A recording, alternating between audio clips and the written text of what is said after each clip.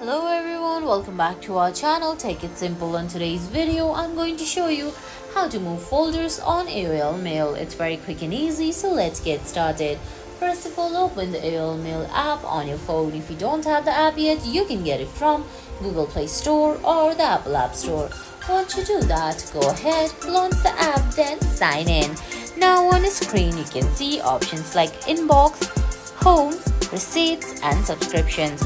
Tap on Inbox. Now under Inbox you can see Mails. If you tap on Inbox again, you're gonna see a lots of folders there like New Mail, Old Mail, Drafts, Sent, Scheduled, Archive, Spam and Trash. Go ahead, select one of those. Now to move them, just go ahead and long press on it. Then select Message.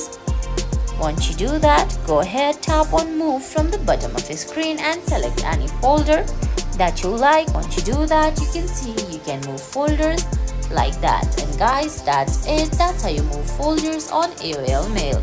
I hope you found this video helpful. If you did, please give it a thumbs up, leave a comment, subscribe to our channel and hit that bell icon. See you in the next video. Thanks for watching.